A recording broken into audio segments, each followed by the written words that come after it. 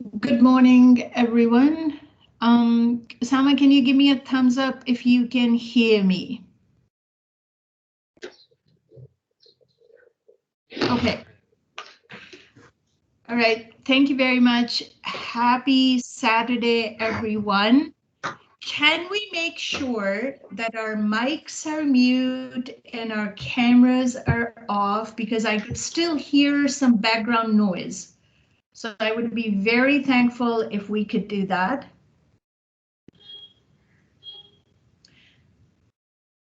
Thank you. So we are starting the third module, and we're in the live webinar, and we're starting it very differently. But anyways, so this module is student engagement for online learning. Now, I am going to ask you, please mute your mics. Please mute your mics. Thank you very much. Okay, I'm going to ask you to do something in the chat box or the chat area in my next slide. Please do so. I'm going to show you. Oops, there we go. So hello, Saturday, right? So Saturday is the day when we're off, but you're all here. So I'm very thankful for that we're all spending our Saturday morning with each other. I'm also hoping that everybody, given the COVID situation, is doing fine, that the families are okay, that you are coping with everything well. All right, so here's my question for you. If Saturday could hear you, so just imagine the Saturday is not Saturday, Saturday is someone, just personify it, and Saturday can hear you. What would you ask it? Write your questions in the chat. Please keep yourselves muted and only write your questions in the chat. What would you ask Saturday?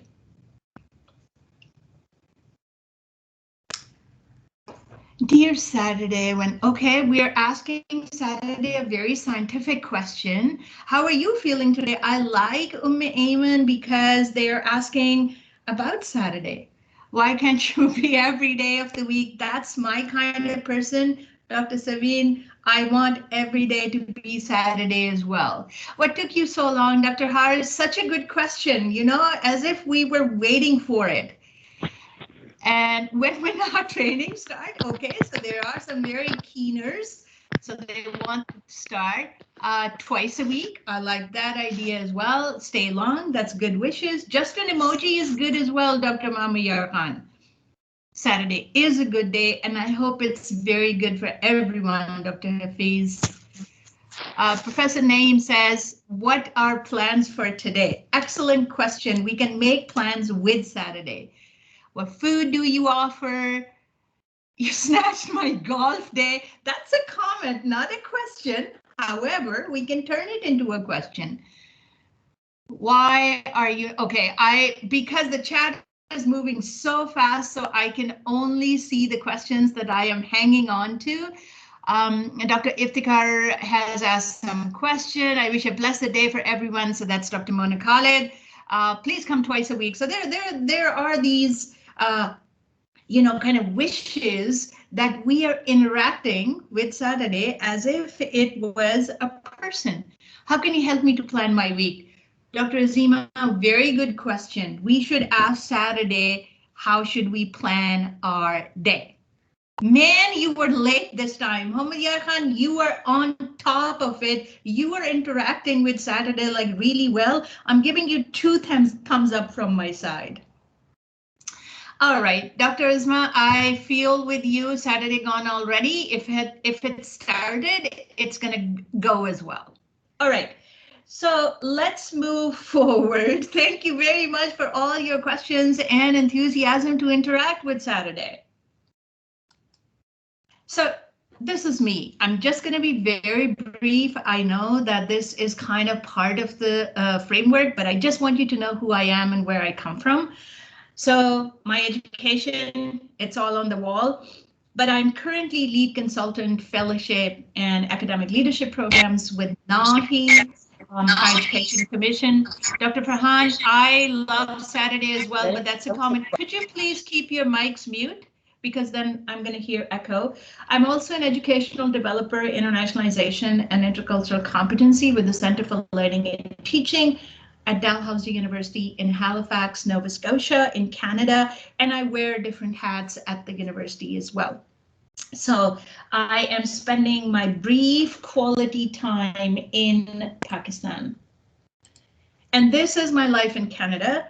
As you can see, very small province. It's called Nova Scotia. That's where I'm from. It's my second home, not first home, because my first home is Pakistan.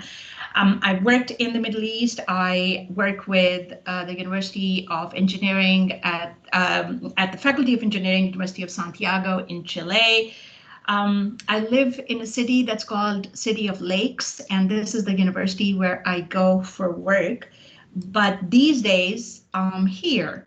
So this is my daily commute. And my commute partner is online as well. Thank you, Sama. These are the front lawns of the NAHI office, and I'm very, very honored to be part of this organization. And this is where I am from, and I'm very proud of this, that I am from this place. It's called Son Valley, and I love this place more than any other place in the world. So, all right.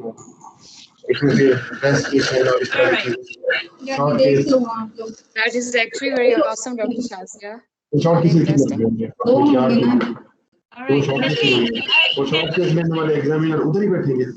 can we keep our mic on, please?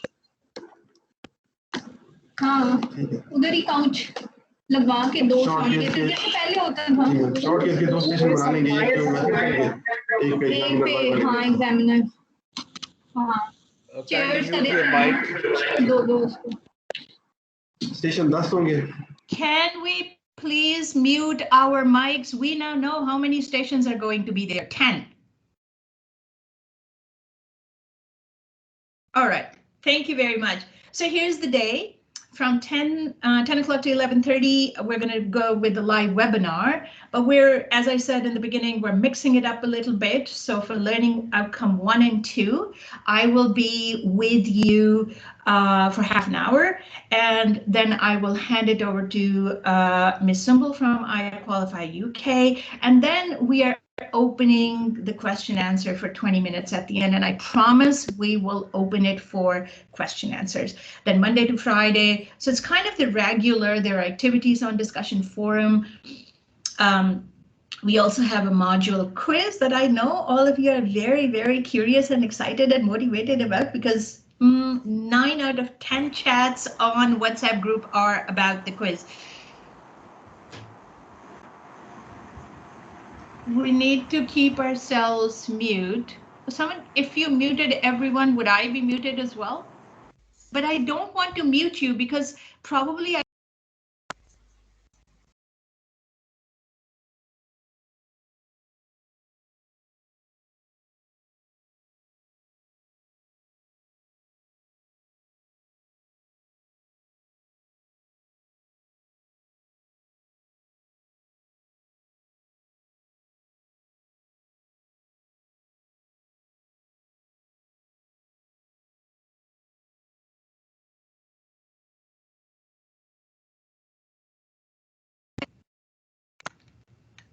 all right, sorry. So here's what I was saying. If you could take out your cell phones, and I am going to get you through an educational technology tool, which I have used extensively. And that is Mentimeter. So if you could take out your cell phones, it's very easy. I shouldn't say not challenging. It could be challenging, but it's not very hard. However, Osama is writing down, if you could on your cell phones go to menti.com When you are on menti.com, there will be a code on the screen. I'm keeping my fingers crossed that it works.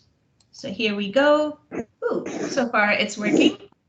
So as you can see, the code is at the top, 60970396. And you are going to see a question. 60970396. That's the code. So you go to menti.com, just menti.com, put in the code. You can use it on your cell phone or on your laptop, whatever machine you are using, or an iPad. And look at the question. What were, so we're talking about the past, what were the top 3 challenges you faced in modules 1 and 2? You don't need to go into a lot of detail. You can type in words, phrases. You will have an option to add 3 responses. So let's see if it works. I am going to check on my machine if it's working. So, menti.com. And we're going to put 60970396. And I'm gonna, it works.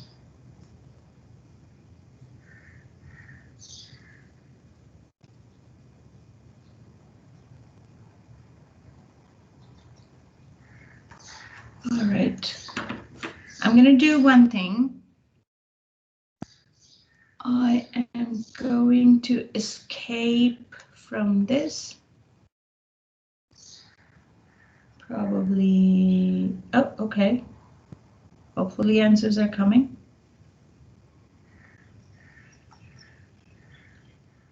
Let me see if I can go to Menti because I had Menti open as well.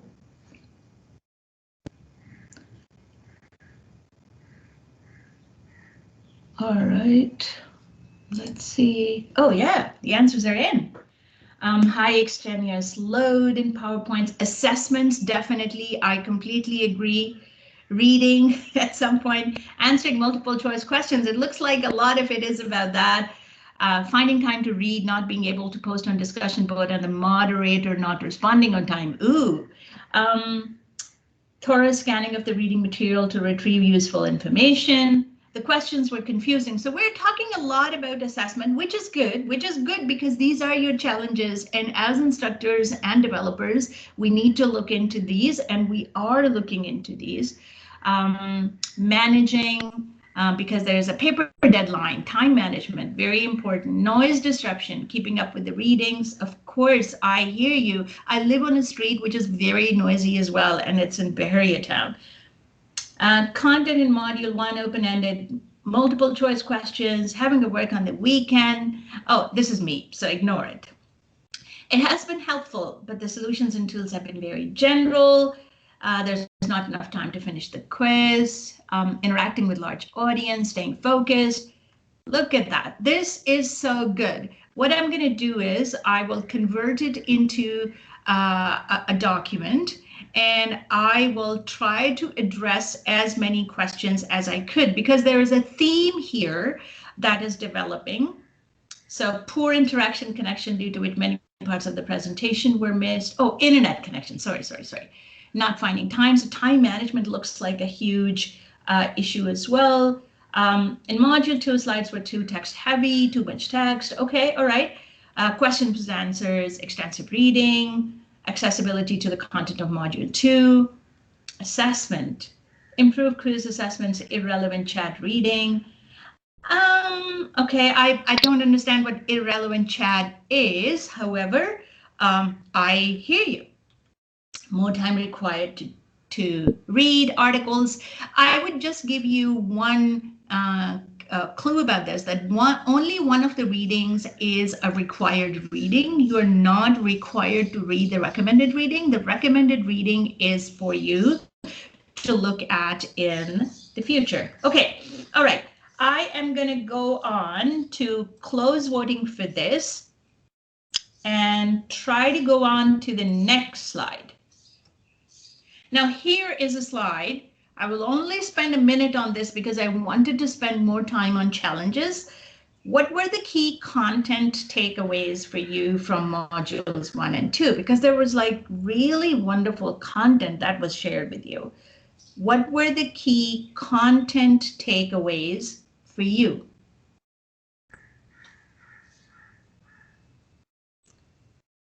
Key content takeaways.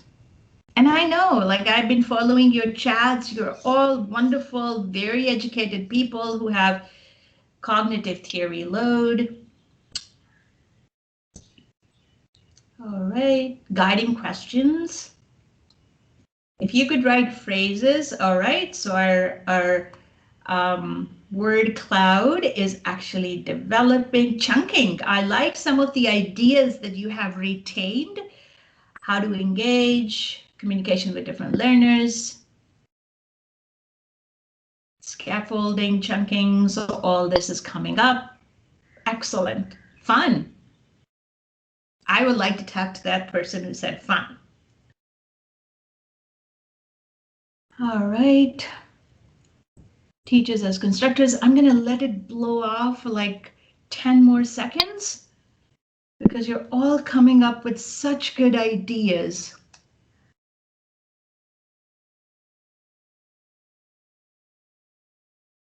As you can see, chunking, so the words that you see highlighted in the middle are the words that were most commonly used or most responses came with these words and phrases.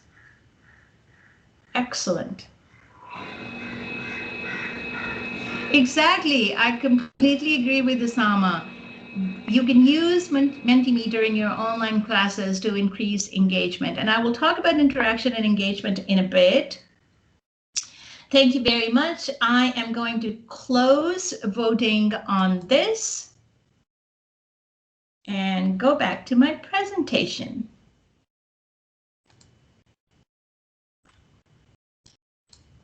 All right.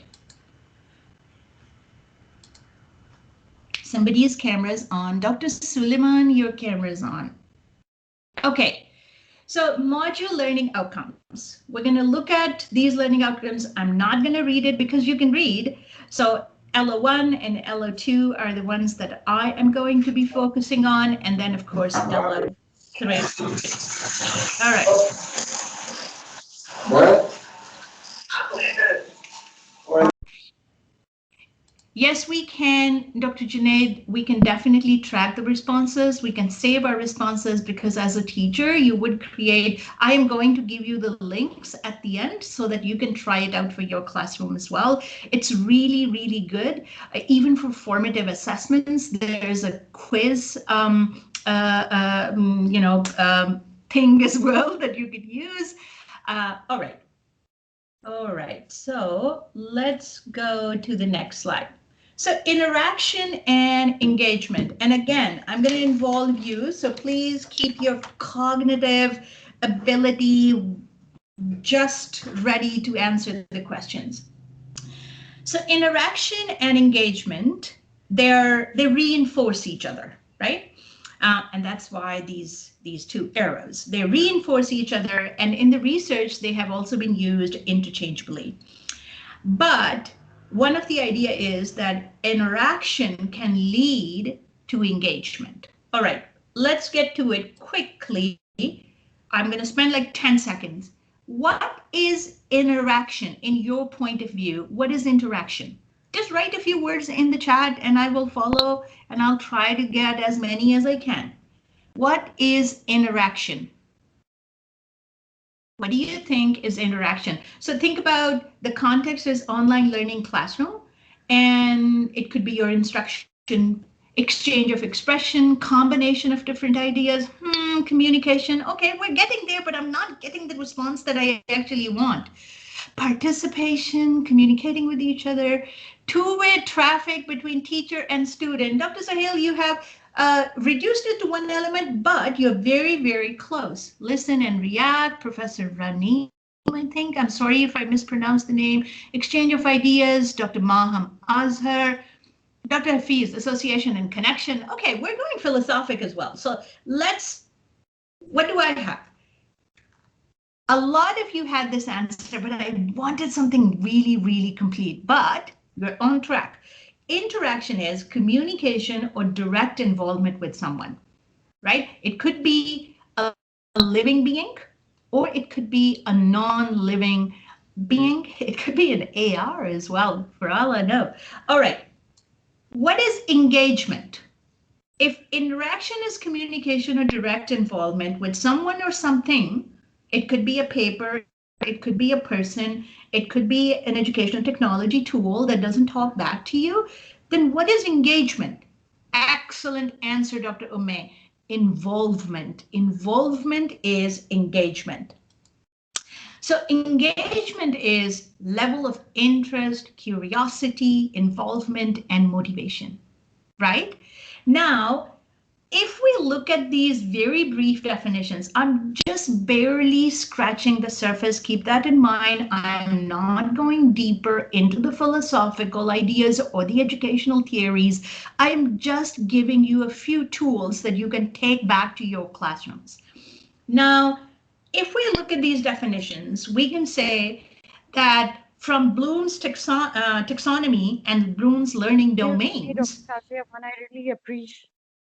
we can say that interaction is basically from cognitive domain and psychomotor domain. But what would be engagement? Affective domain, the heart's business, involvement, motivation, curiosity, love to talk, love to be engaged. Exactly, affective domain. Excellent. Dr. Sohail, you are on fire today. Now, this is a research that you are going to read in your required reading, part of the research. So in late 1980s, from the Center for Instructional Technology and Training from University of Florida, Chickering and Gamson, they proposed that there are 7 principles of, they proposed a framework actually, and within the framework there are 7 principles, and those 7 principles are kind of the guidelines. They are like those milestones for teachers and instructors to think about their instruction in the classroom. So the 7 principles are organized in this way. So the first 2 principles are that if students will be more engaged if our instruction, and when I say our, I point towards all of us, our instruction actually enhances or increases interaction between faculty and students, and it also increases collaboration and cooperation among students. But at the same time, we need to be very careful as instructors that when we are giving instruction online, that we are forcing and encouraging our students to participate in or within the content very, very actively. So active learning strategies, but also timely feedback. Now, I know you're going to talk about the feedback in this course. Keep in mind that every course is different. You might be teaching for 15 weeks and you'll have ample time to provide feedback because you have put that within the structure. So it depends on the structure of the course. However, feedback is superbly important for students to have their progression. The 5th and the 6th principles are very important, especially in the higher education environment. Now, if you are giving the task to the students, you need to be very, I should say we need to be very careful that it requires students to spend quality time with the content, right? So for example, a lot of you, one of the challenges that you identified is time management, and you're like, I don't have time, what do I do? So this means that we need to look at something and give you instructions in a way so that you're not spending a lot of your time in reading those articles, all of those articles, or you have time to do the activities. But at the same time, the standard is not jeopardized. And as instructors, we make sure that there are high acceptable standards so that for the academic work that the students are producing. And standards are very subjective. You know what I mean? Standards are very subjective because it is up to you, the course that you're teaching, the level of students that you have, the class that you have, the size of the class. So all that would depend on this, but you can call them these 7 basic principles that you can use in the instruction in your classrooms. And then the 7th one is what you did in the past 2 modules as well, that your instruction, it looks at and it addresses and responds to different learning styles throughout the course. Mohammed Saleh said customer satisfaction cannot be achieved with customer feedback. Same goes with student satisfaction. I agree, Mohammed Saleh. I agree. I would just, as a critical discourse analyst, I would just be wary of calling our students customers. However, I understand the analogy. The analogy is really good. All right, here we go. You come in again. Interaction and engagement. What do you think are the benefits of interaction and engagement? What does it increase? How does it help us? Come on, give me. Oh, okay. I can, Dr. Suhail, these are also in the required article. Increased deep learning, very good. Better teaching, active learning process, understanding the dynamics of attention, activation, active learning. All right. So keep in mind, thank you very much. Critical thinking, aha. Satisfaction, motivation. Now, keep in mind that interaction and engagement are student-centered. They're not for us, they're for students. So we need to be very careful that if we are developing these interaction channels, we develop them for students. So as you can see on the slide, it increases student satisfaction, motivation, but also it helps reduce that isolation that I see in your WhatsApp chat, because whenever you're feeling isolated, even at 1 a.m. in the morning, there are messages to each other. I would, advise to stay away from it. However, that is the thing that actually enhance interaction. Definitely, Dr. Shiraz. And then, of course, in the end, we want our students to be successful. So it improves students' performance in the online courses. Of course, Dr. Rubina, it increases their interest in the course as well, which is one of the objectives as instructors, teachers, and professors.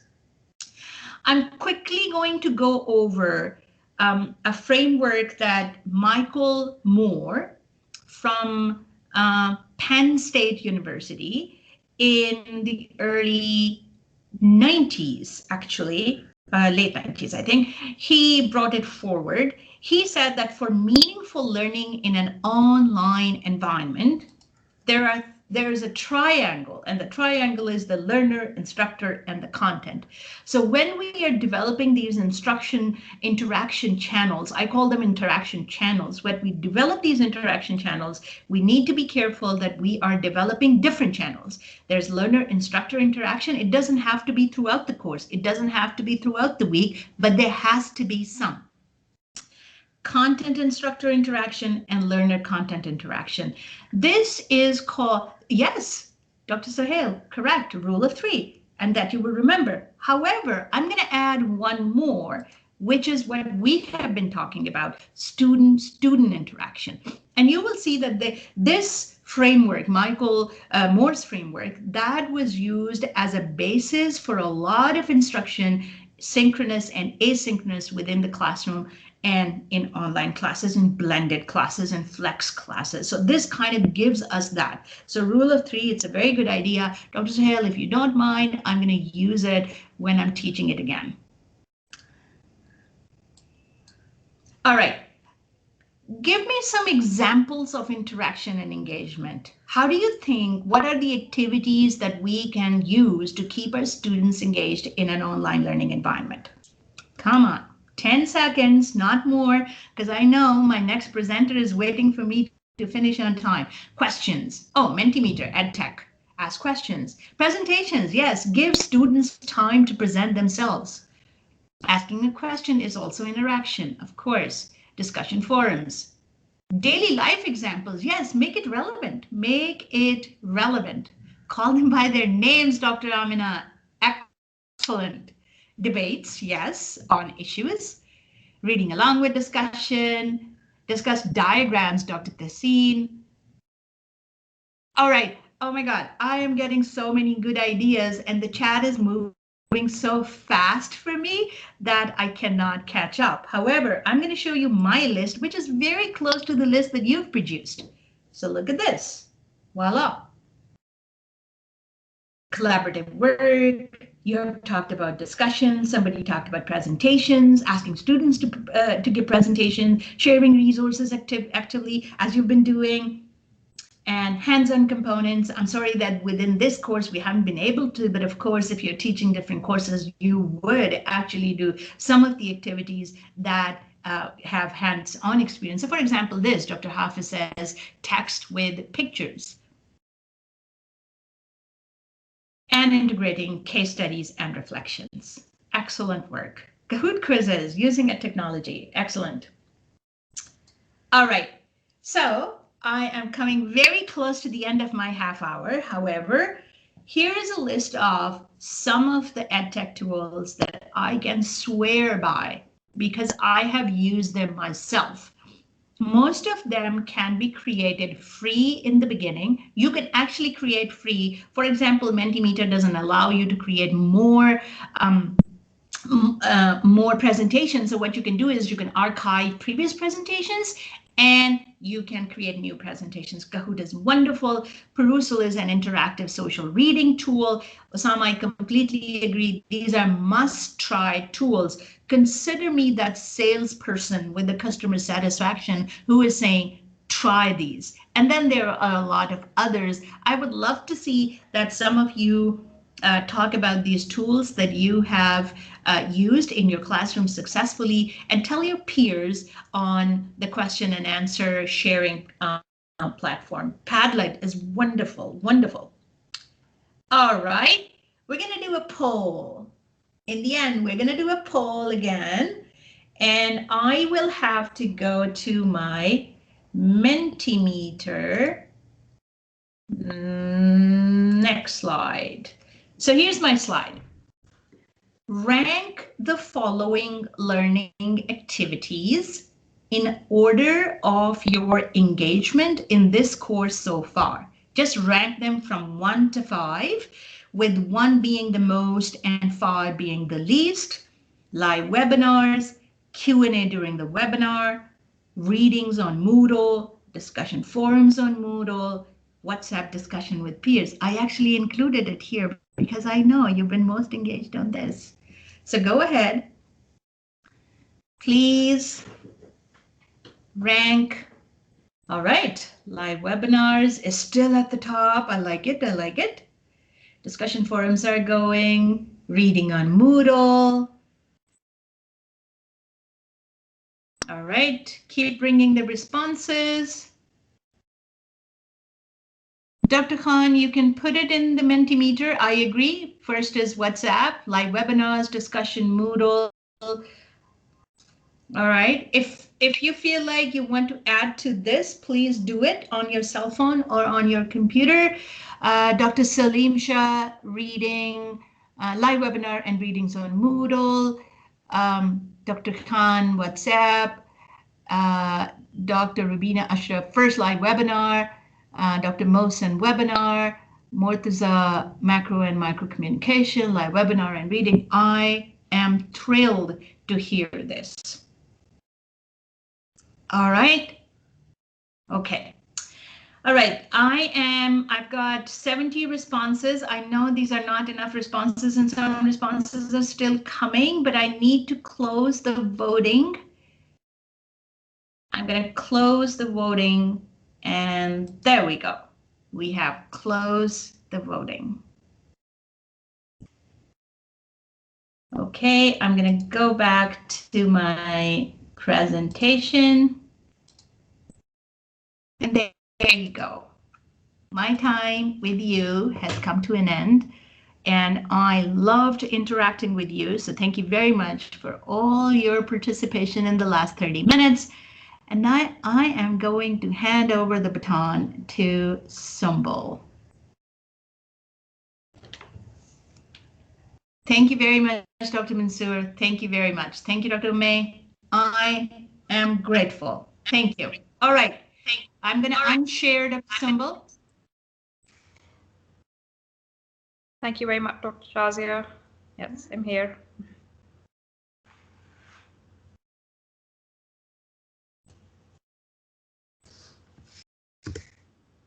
Okay, right. I'm going to just put up my screen. And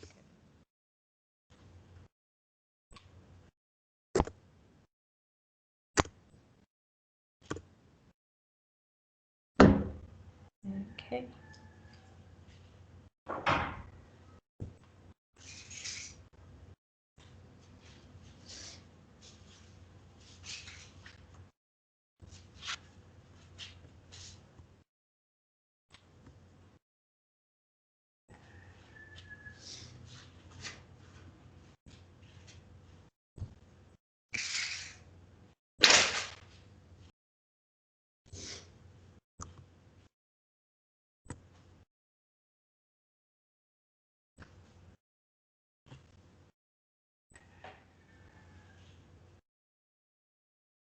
Sorry, I am not able to share Osama.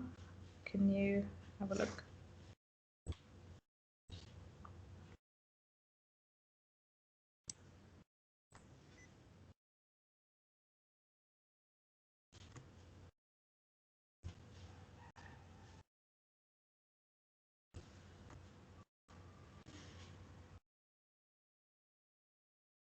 Sumbul, can you share? Yes, I can now. It's now loading up. Sorry. Okay, no worries.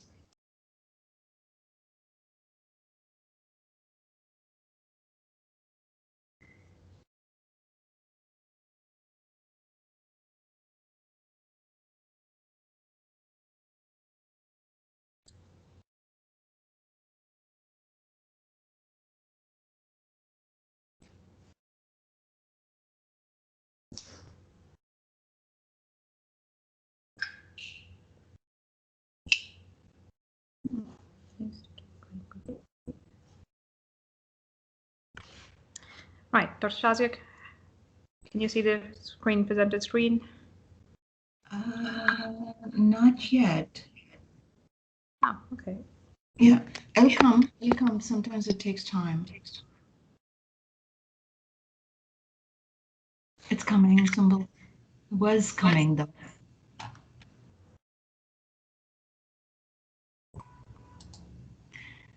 Okay, while Sumbul is actually trying to get her slide on, I'm going to tell you how to mute your chat so that it doesn't bother you.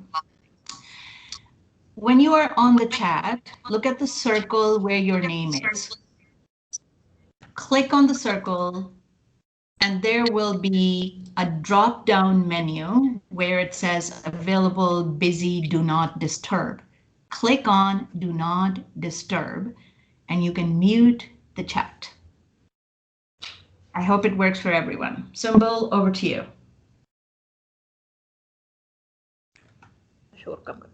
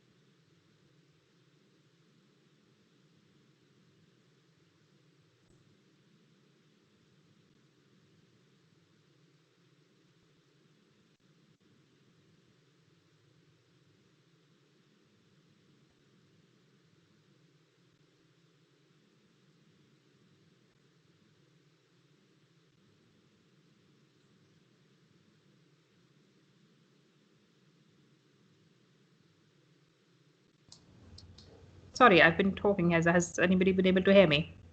No. And Okay. Simula, you want to start the slideshow as well?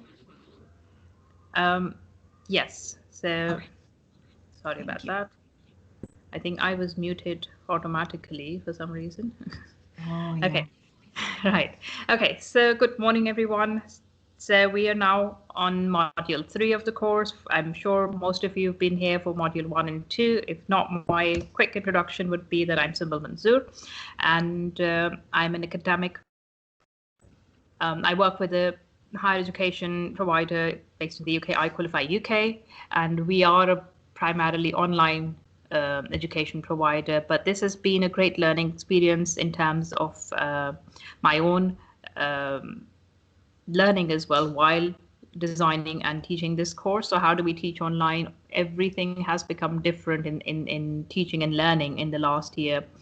For institutions who did not include online learning, now everybody has had to shift to that. So Dr. Shazia was really great. She talked about the first 2 learning outcomes for this module in terms of looking at student engagement and adapting, and how does interaction make it effective for a student to be able to retain that learning as well.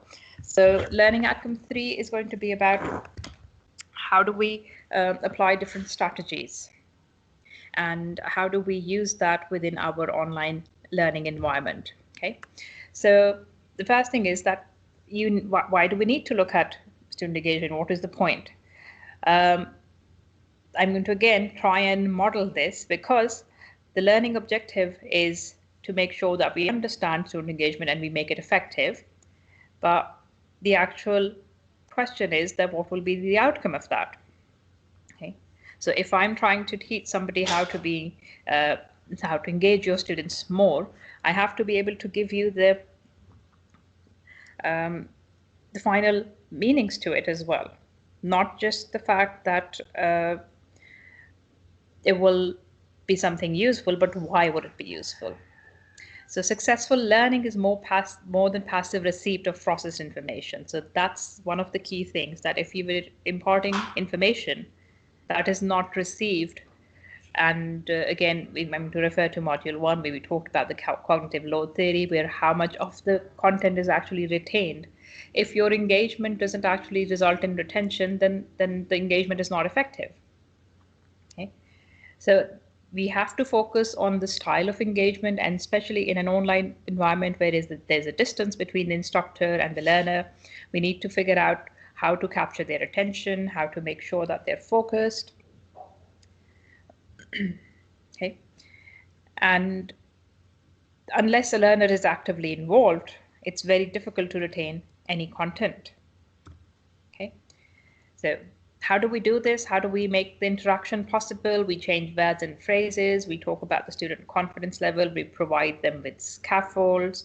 We engage them with relevant and interesting materials. So the great example we had today was about using Mentimeter. You'll actually be we'll be doing a little bit more with Mentimeter today. I think that's our thing today. So I've got Mentimeter polls as well coming up, and those automatically shift your pace of learning, shift my pace of teaching, and make both of us more involved. Okay, so and it's about keeping that engagement at a moving at an accelerated pace, not just this one stable pace, because anything that carries on one pace becomes less interactive, less engaging, less it engages our attention really ineffectively. Okay, so how do we do that? How do we look at the attention and engagement of a student? Okay, so there's the word metacognitive learning. Some of you might be familiar with it. Some of you would want to maybe get to know this a little bit more. There is some reference to it in your recommended readings. And again, it might be food for thought for other people to actually explore this concept as well. So this actually, in a very short definition, it means how do we help students decode the learning process by verbalizing your approaches to solving problems, creating thesis statements, interpreting written text. All of these things are what we do on a daily basis in our classrooms. Okay? So how do you learn? What kind of a learning style do you have? If I'm verbalizing this statement, how this means that you're going to go through a process which is going to question your own learning, and then identify how do you learn, and then maybe look at maybe a variety of different ways. Maybe do you want to change it? Do you want to stick with the same style? Do you want to be a little bit flexible? Okay. The other thing is making sure that we understand the attention spans of students.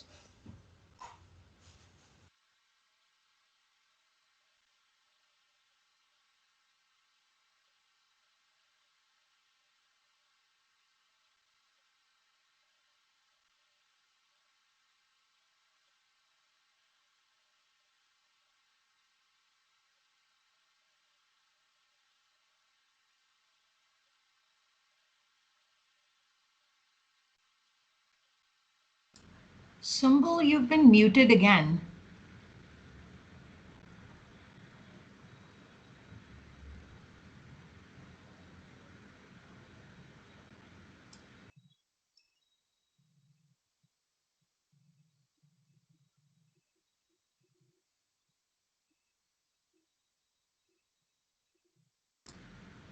Sumbul, you're mute.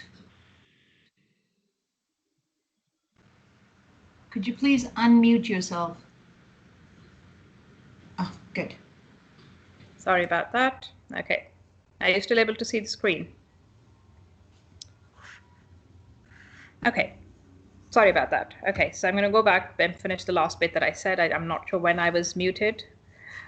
So besides the metacognitive learning, we need to be aware of the attention spans for students. So this, again, is a fact that I've taken from a research. There's about 15 minutes of active engagement and attention that a student can take. And after that, you have to switch modes, you have to switch your pace, take them to a different activity, and then maybe even lesser in time at times for other students as well. Again, we talked about different learning styles and different absorption rates for students in the last 2 modules. Okay, so there's a few things that we as online instructors need to focus on. The first one is that how do I know that my students understood today's lesson? So that is the key foundation for a student engagement, that, okay, you've been talking to the students, you've been getting their ideas, you've been asking them, you've been taking them through a quiz or a discussion, or put them into breakout rooms. But how do we know that they've understood the lesson? How do we get that feedback? So we talked about this in the last module as well. Again, we're building up on the same blocks that we've piled up so far. And then how do we identify the evidence that your students are achieving? So now, right now, if I'm talking to you about attention spans, how do I know that you've actually understood the concept? And the next thing would be, how do I better engage you tomorrow so that you learn to become an authentic learner? This is the most important point, that we need to be focused on this. And this again, probably applies to any classroom, whether it's a virtual classroom or it's a physical classroom. How do you make sure that a learner becomes an authentic learner, understanding the concepts and keen on the learning? Okay. So one of the things that I've found to be very, very useful is using a backward lesson design. Again, I'm sure most of you might be familiar with this, and some of you would find this as a new concept. So a tutor or an instructor in a virtual classroom has to start off with a backward lesson design. The word is explanatory, which means you're starting at the end, which means that you are looking at the assessment and you are making sure that you loop back all of the learning objectives and your content and your activities, aligning it with the final learning outcomes that you will be assessing. Generally, what we do is we plan a lesson in a different way. I'm going to show you a comparison after we talk about the backward learning design. So you start off with considering what evidence need to be collected to prove that students have met the goal. You specify the knowledge and skills that they will provide to demonstrate evidence of their understanding. You then design a sequence of lessons according to those.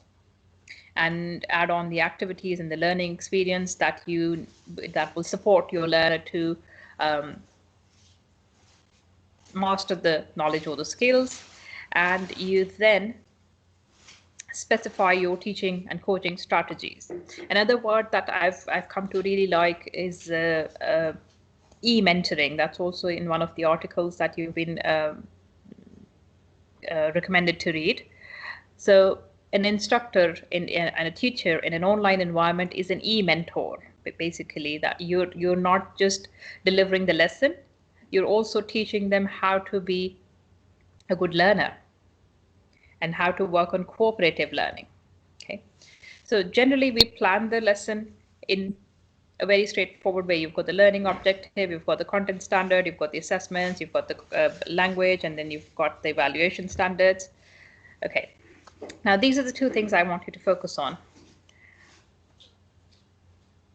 Which one of these, there are two images. They have step 1, 2, and 3 each.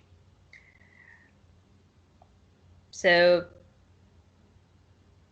can I have a quick response about which one do you think is more effective? So number 1 or number 2?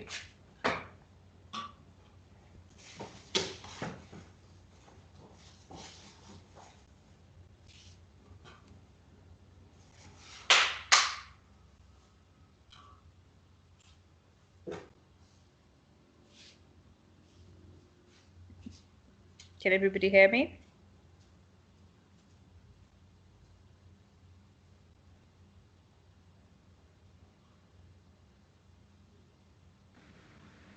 Yes, Symbol, and the responses are coming in as well, if you can see your chat.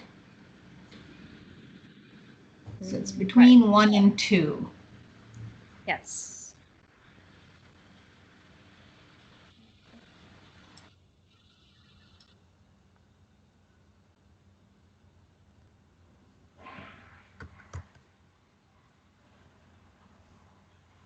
Okay, so the one on the right, 1, 1, 1. So a lot of people are preferring the first one.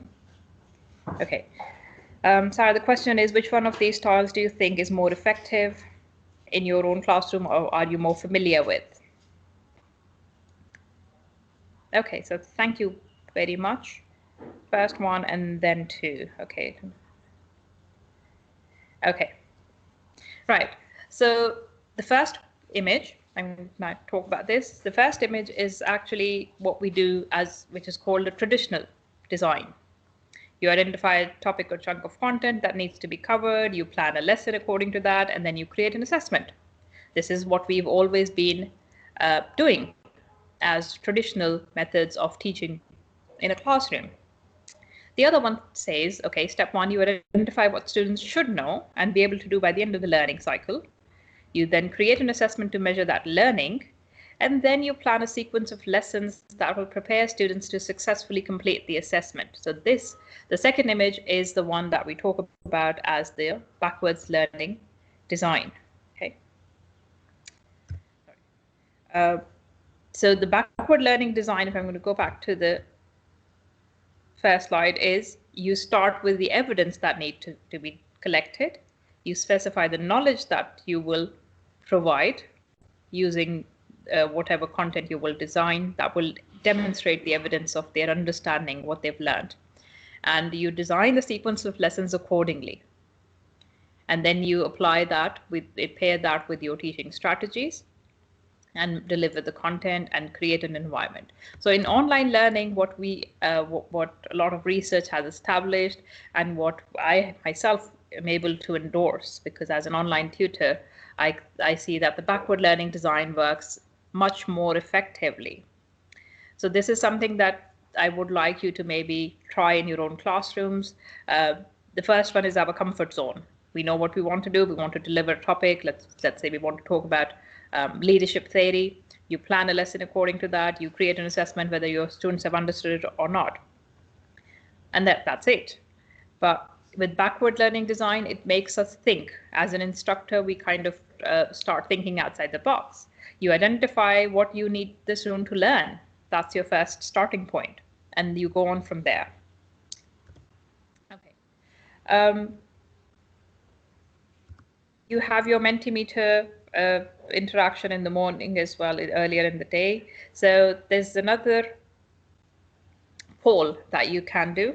I'm going to share the code in the chat. Just bear with me 1 second.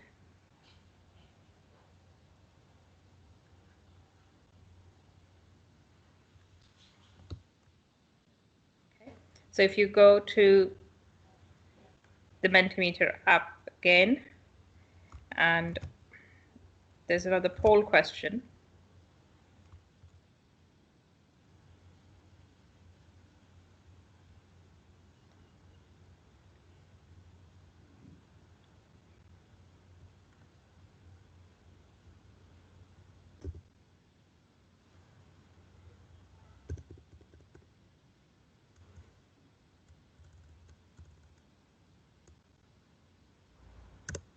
Okay, so I've shared the code with everybody in the chat. And I'm also going to share the link if it takes you directly to the polling question as well. This will allow you to send your responses to this question. So the question is, how confident would you be to implement flip methods with, sorry, the first one is, how do your learners interact during your online classes?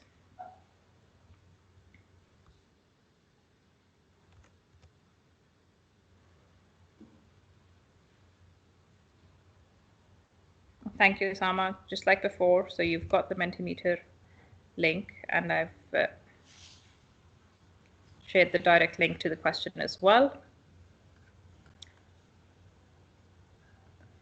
Okay, so we have a lot of options here. During the pandemic, all of us have been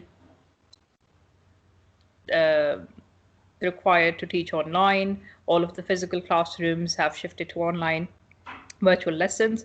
So I'm sure you've experienced at least a few of these interactions through discussion boards, in breakout rooms, independently on virtual classroom platforms, like we talked about earlier on. That there's Kahoot, there's Mentimeter, there's Slack, there's Padlet, Quizlet, on social media via WhatsApp or via Zoom chats, by text, like we do today in the chat, or any other online systems on your Moodle discussion forums, on your Canvas or Blackboard discussion forums, or maybe none of the above.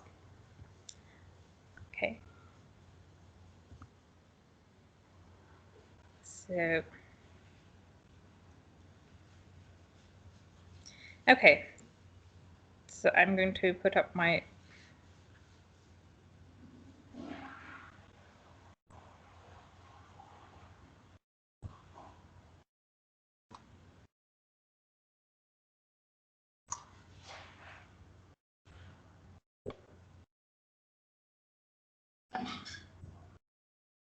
right, so we see that we have the response as a maximum of discussion forums, right?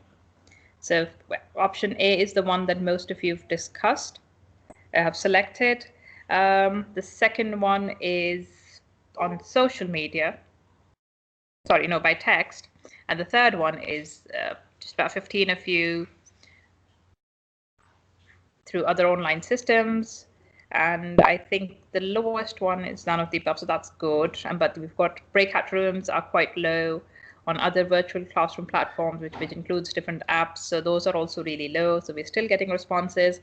So, okay, so at the moment, this is quite an uneven breakdown, because majority of us, I think, are using discussion forums and not other tools so much. Okay, but why do you think discussion forums are most effective for your learners? Is it because it provides them a similar environment to what they would be doing in a classroom, talking to each other, talking to the instructor? So there are areas where we can replicate what we could do in a physical classroom and try and do the same strategies, try and apply the same strategies in a virtual one. But there are other times where we must be able to incorporate a completely new strategy. So a breakout room is also a really good tool in terms of making students step away from the main class and then come back in. You can't do that in a physical classroom, but you can do that in a virtual one. Okay, so I'm going to go back to the presentation. So thank you very much for your responses. Yes, because a lot of students are involved in the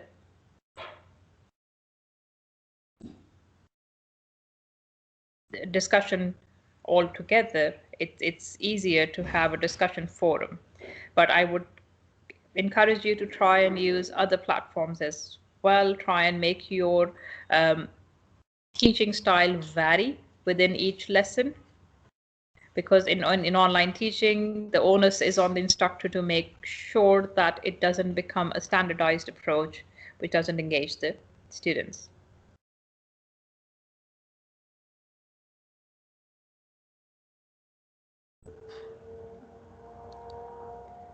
Okay.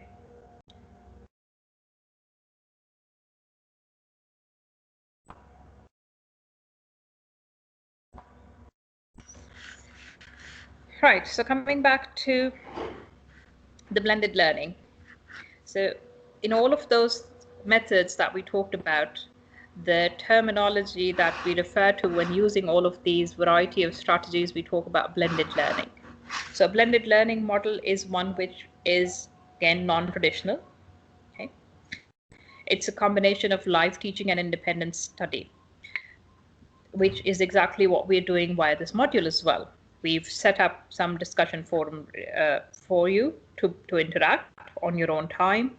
We've got some readings for you that you, again, do at your own pace. You read whenever you can, whenever you've have the time or whatever schedule you've designed for yourself within the week. Again, it's going to be different for everyone. And then we have this live session of 90 minutes. So as we talked, as Dr. Shazia took your feedback about the module 1 and 2 learning, we've identified how much you've interacted, how much of a learning experience it has been, how effective it has been, and you also identified the challenges. So as I said, this course is all about modeling exactly what you should be doing, or the things that you can do, or the things that you can adapt in your own teaching style in a virtual environment. Okay, so in a blended learning, you supplement the live interaction with some offline work.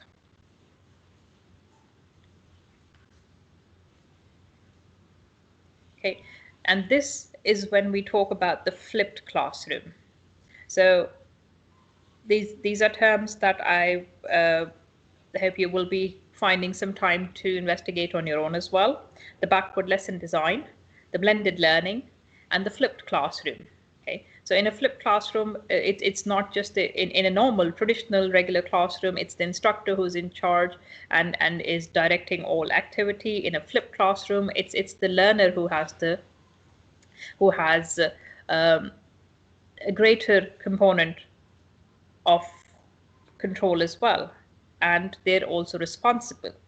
So you've got your research tasks, you've got your preparatory work, you've got your pre-class tasks, and then you have the need analysis tasks. These are important categories to apply in an online teaching environment. Research tasks we'll talk about, we will be able to lead them to consolidate their learning. So if, like, you've got your reading materials. Maybe today, some of you are not very familiar with the backward lesson design, and then you will go on and have a look at backward lesson design later on in the week, any day that you have some time. And that will be your own consolidation of whatever we've talked about today. Preparatory work leads to the understanding. And pre-class tasks, this is really important because in an online environment, it is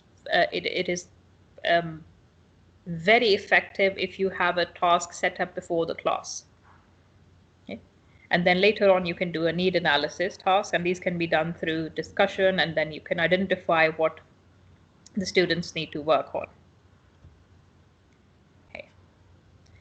So a little bit more about the flipped classroom. Learning is initiated through independent online study tasks in preparation for live classes, which consolidate student work.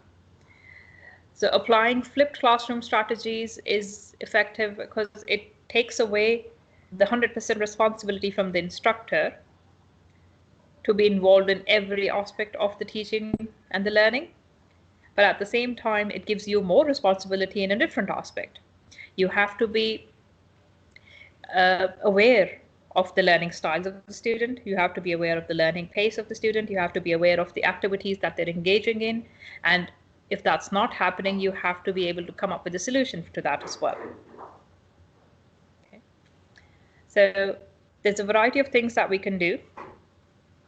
So another two terms that we use very frequently in virtual teaching is synchronous and asynchronous. So synchronous means that you're all at the same pace, at the same time. Today, we are doing a synchronous live session, which is everybody's present at the same time.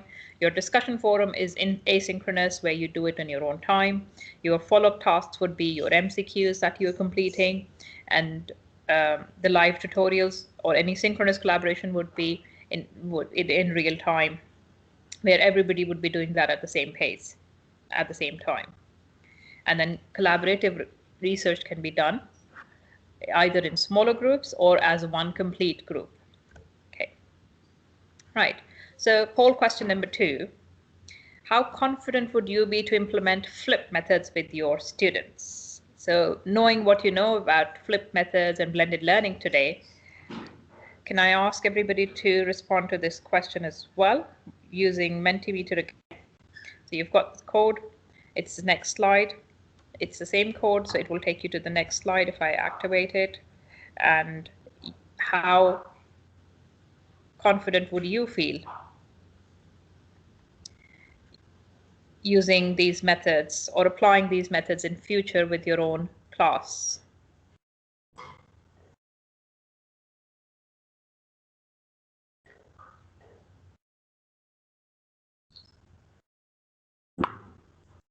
Yes, Dr. Kafayat, blended classroom combines physical classroom activities with online. Yes, so physical can be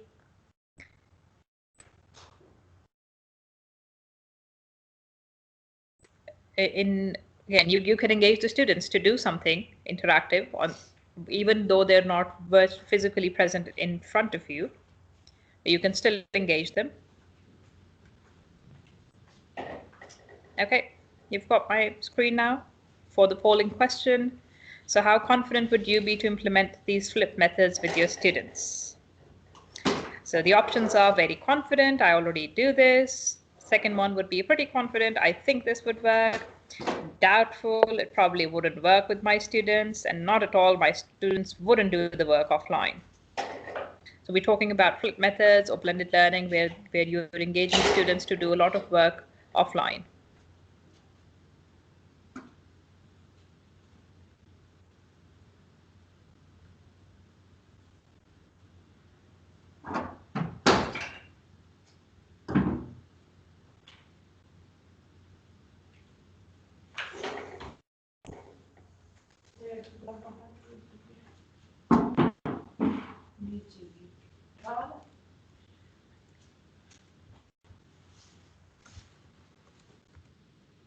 Okay, so Osama, can you try and have a look if the Mentimeter code is working, because I can see on my screen it's a live code.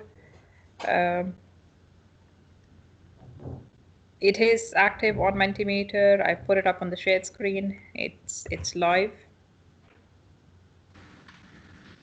There might just be a delay. So as long as you're presenting, it would show in a minute. Did you click on the present in the top right corner, Samba? I did. I'm trying to. All right. So then it's going to take just a few seconds. Mm-hmm.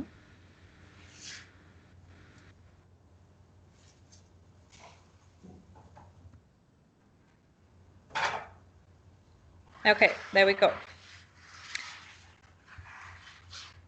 Okay, awesome. Yes, you've responded. Is everybody able to see the screen? It's showing up the responses now.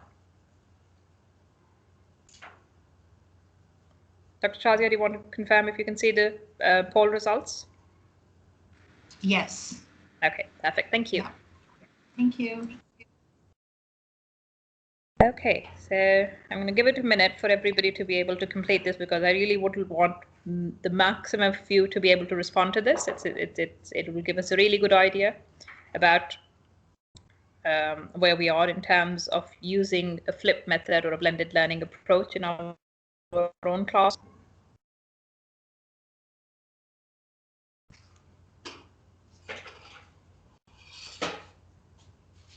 Okay, I'm very encouraged with the fact that there's very few people who think that this wouldn't work or your students wouldn't do the work. So the majority is options A and B. A, going with very confident that this would definitely work, or you actually do apply this already, and about 59-60% of you saying that you think this would work, which means you either have applied it to some extent in classroom, or you think that this would be something that you would be keen to apply. Okay, wonderful. And thank you very much for all the responses.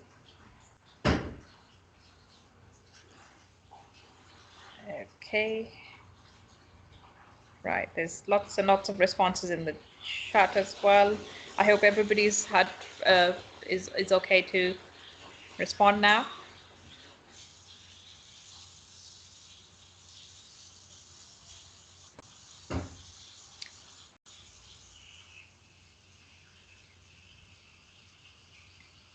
Okay, so blended learning is something that I'm happy to see that you're all on the positive end of the responses here. You think that this would be effective, and yes, as an instructor who's been teaching online for about nearly a decade, maybe slightly less than that, I think blended learning is very, very effective. It encourages the student to become that authentic learner that we were talking about, not just rely on the time that they spend with the instructor. So I'm going to go back to the presentation and we can carry on with a few more things. So the idea is to not just deliver the content. The idea is not just to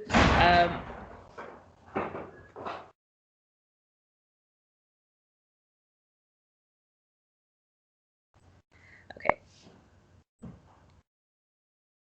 Sorry, is there some background noise? Okay, so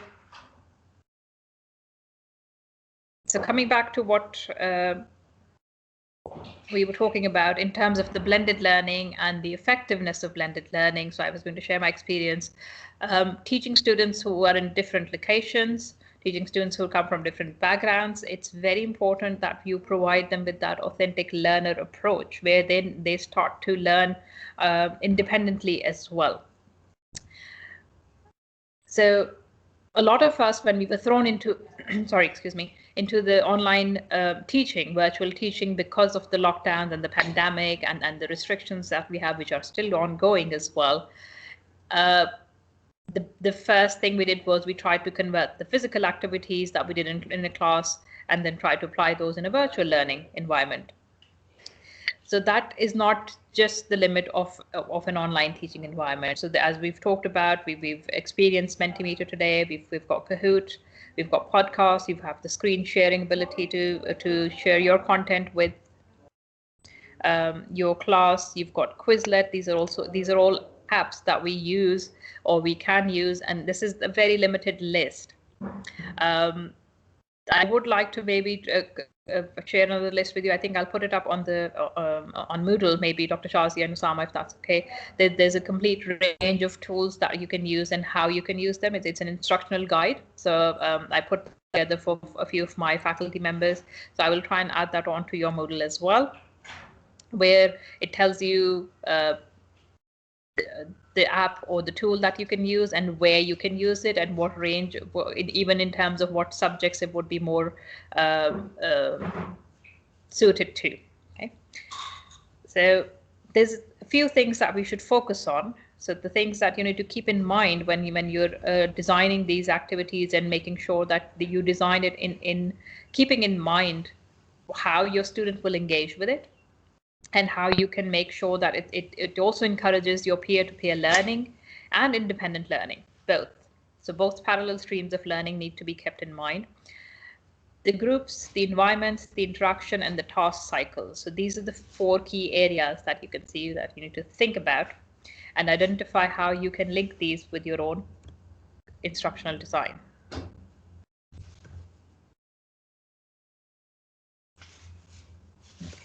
moving forward. A little bit about what we want instructors to focus on. CPD is a word that we use very, very rigorously, very commonly in higher education. It's about continuous professional development. So as instructors, it is our responsibility to make sure that we learn as we go along. As I said, this has been really good learning for me as well. Designing the course, delivering the course, it's been an absolute learning experience for myself as well. Trying to come up with content that I can share with other instructors, with other peers and colleagues who will be able to apply that. So we all need to make sure that our digital literacy is improved. We keep on learning new things. We try and step out of the comfort zone. As Dr. Shazia referred, the WhatsApp group has been very, very effective in terms of communication and talking to each other. Peer learning is very, very important. About 73% of our learning comes from peer-to-peer learning. That's another research. If anybody's interested, I can put it up on Moodle as well. So independent learning and guided learning, just about 30% of your learning, and peer-to-peer learning is where a lot of our retention comes from. So I would want you to focus on action research, try out the new tools yourself, different methodologies, different pedagogical approaches now. I've talked about a few of these today in terms of the blended learning and the flipped classroom and how do we apply those. And again, moving forward, you can possibly have a look at e-pedagogy in terms of having a qualification itself. Okay, I realize that I'm nearly at the end of my time. I'm supposed to finish by 30. There is a video that I'm just going to double check whether my audio is shared. So I'm going to try and, I think I selected the audio sharing, but I'll just do that again. So it's a video from a really old film, which helps us think about how students engage and how, as a teacher, we can engage them.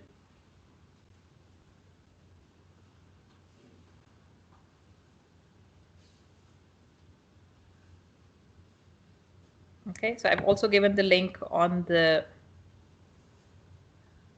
slides that you will have, so you can view this again in your own time. I'm just going to take you to the video itself. It's a 2-minute video, but it makes us think about what a teacher can do in a classroom. Now, this is a physical classroom, but we can apply the same techniques in an online classroom as well.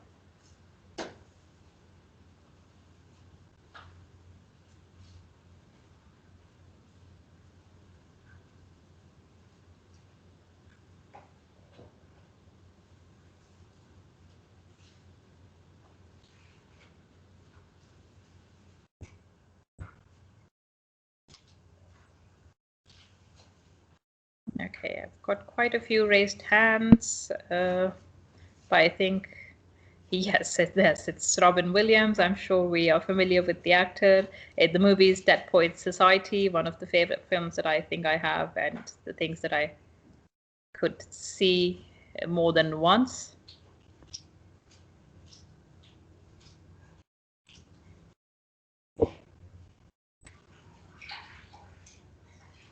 Okay, sorry, bear with me. My screen sharing is slightly slow today on Teams. I'm not sure why. It takes a little bit, there's a little bit of a lag when it starts to present. So in the meantime, I would like you to think about other such films or programs or things that we've seen where teachers are represented as out-of-the-box thinkers. Okay, is the screen visible to everybody?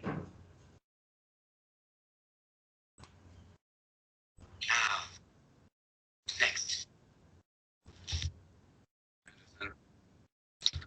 You're sitting there and step up. Let's put you on.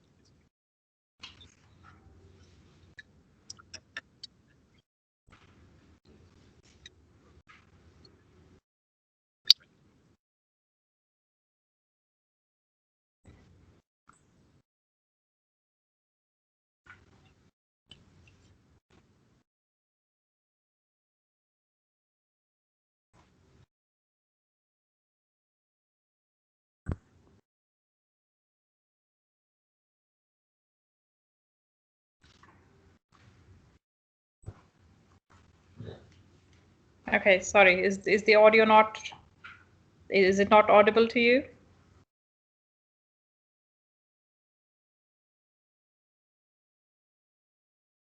Osama or Dr. Shazia, could you confirm if the audio for the clip is playing? The audio is not playing, Sumbul. Do you want to move to question answers because we only have 10 minutes left? Okay, sure. All right. Okay. And I'll share the link with everybody in the chat, and you can have the video. Okay. Thank you.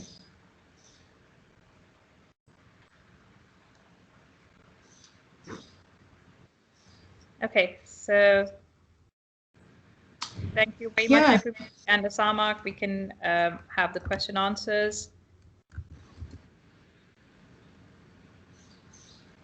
Okay, so I've shared the link in the chat video. All right. So we're leaving this time for questions. I would suggest that you please keep your mics mute. And if you could address the name of the presenter with your question, that would be wonderful. And I can field the questions for Sumbul. Assalamualaikum. Oh, can I, Dr. Zia, could I please request you to introduce yourself, but please wait for your turn. But right now you can go on, but please don't unmute yourself. Yeah, please do not unmute yourself. I would be very thankful.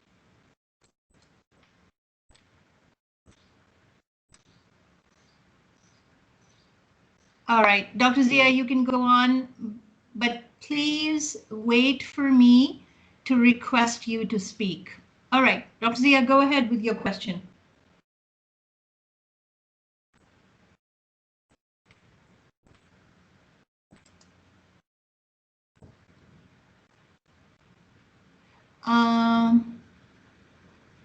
Sumbul, there are a couple of, there's a question for Flip class. Yes. Dr. Usman has asked, share your own experience for Flip class. And then there is explain environment when designing online teaching. So if you could quickly address these questions, and I will address Dr. Humaira's question, please. Okay. So there's another one that talked about blended versus flips. I'm going to start with that. That was the first one that again has moved up really quickly. Okay, so just a quick comparison. A blended learning means that you're combining different methodologies of teaching, and a flipped classroom basically refers to the fact that you're involving the student and providing them with the control as well as the responsibility of their own learning. But a flipped classroom can only work when you've actually taught the students to be independent learners. And that takes a while, especially when you're starting to teach online. Then if you have the cohort has just started with you. So you need to first work on the authentic learner skills development, and then you can apply the flipped classroom. Blended just means a variety of activities that you can use. As I said, it would be great if you can have a little bit of a research on these on your own end. Okay, the next one was about design in an e-learning environment. So we talked about this in the first module. So a lot of content that we had in the first module is about instructional design. So it would be a good idea if you can have a refresher about the first module, have a look on Moodle in terms of the activities and the readings there. Instructional design is very, very important in e-learning. Okay, how do we, okay, again, there's lots and lots of questions. Yeah, can I address a question that's about discussion forum? Okay, Dr. Humaira, and I think that this is the question that was posed by a lot of you, that there's no discussion forum. So I am going to share my screen and I'll show you where we have created discussion forums. And if they don't work, please let us know. So as you can see with under module 1, the first option is, I hope you can see my screen. The first option is module 1 Q&A forum. You go in there. I had actually posted one. You click on that and you should be able to reply. These discussion forums are under each module. So there's module 1 Q&A forum, there's module 2 Q&A forum, and there's now for module 3 Q&A forum. So I'm hoping, Dr. Humaira, that you find a space for discussion for this module. Symbol, there's a question about app teaching, APT. I'm not very sure what that means. Yeah, that's. Ahmed, yes, not sure. So could you explain the question if you want to? Please elaborate on that question. I can try and answer that. Yeah. Dr. Okay. Muhammad Sajid, would you like hands-on practice for tools? I will definitely share the list in the coming days, but I'm not very sure about if we can arrange a session to teach how to use the tools. Might be I can try and maybe find some guides that we can share. Okay. In hybrid, yeah. Sorry, go on. Okay, somebody keep, yeah. Okay. In hybrid teaching, which is better, blended or flipped? That's another question. So again, these are two separate approaches. Blended means the approach that you're doing, and flipped classroom is basically the strategy that you apply for the learners. How can you involve students in case we are sharing video lectures through LMS? Okay, so supporting that video lecture, you can add on any activities. You can use, as we did today, Mentimeter to have your polling questions, have them interact, have them provide them a platform where they can input things. So not a video lecture on its own, a standalone lecture, it will not be as effective if you combine it with some other tools. Okay, what did HEC recommend to adopt online? I am not sure what that means. Maybe Dr. Shazia, do you want to take that?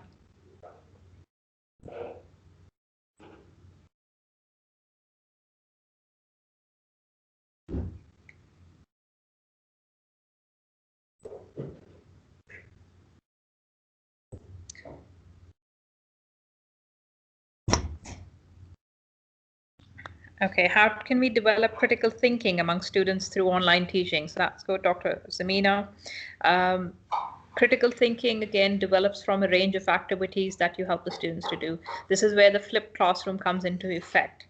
So you've got some synchronous teaching that's been done, like we have a session today. And then moving forward, now, if I were to, if this was a classroom where I wanted to finally, my learning outcome would be to develop your critical thinking in terms of that. So my task for you would be to maybe send you out into breakout rooms and then have you carry out a discussion on the 3 different ways that we talked about. So one group would be talking about blended learning, the other would be talking about a flipped classroom, the third would be talking about backward lesson design, and then we would come back and then share our views. And that basically triggers students to think independently, provide their input, and then again, that can be e-mentored again at the end of the lesson. All right, thank you. Thank you very much, Symbol. We are going to end our session now. I am just going to take, I think I was muted when I was talking to Dr. Ali Kamran. Your question is wondering to know that did HEC recommend to adopt online SW? I am not sure what SW is, Dr. Ali. If you want to unmute yourself and ask the question, I'd be happy to answer if it's in my purview, but I'm not sure what the question is about. Actually, it's about the softwares or the tools you're talking about, the recommended tool. For example, today I have learned about this this tool for conversation through the media. Oh, okay. As far as I know, so for example, I have done courses with Nahi before. We have used these tools in the classroom, but as instructors, we had our own accounts because most of them are either blended within the LMS that you are using, and if they are not, then they are available through the internet. So there's no recommendation that I know of, but I think in my from my experience of having worked with Nahi and HEC, I would encourage that you use the tools that you feel your students are more comfortable with, that all of them have access to, because accessibility could also be an inclusion. Sorry, Symbol?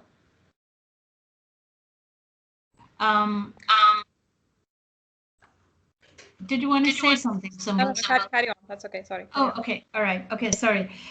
So yeah, so it depends on the group of students and also accessibility. So we have to be, as instructor, have to be very careful that there is a lot of educational tools available, but what is it that your students are comfortable with, and what is it that aligns with the activity that you want to do in the class and the purposes and the learning objectives. So there is a lot of kind of these matrices to think about before, but I am not sure if there is any recommendation for that. With this question, we're going to end today's session. Thank you very much for very robust engagement and interaction with each other, with instructors, and all that. Have a wonderful rest of the week. Take care of yourself, your loved ones, and enjoy. Thank you very much. Yes, thank you very much, Dr. Shazia. Thank you very much, Sama. See you all next Saturday. Thank you, Symbol. Thank you very much. Allah Hafiz, everyone. Hafiz.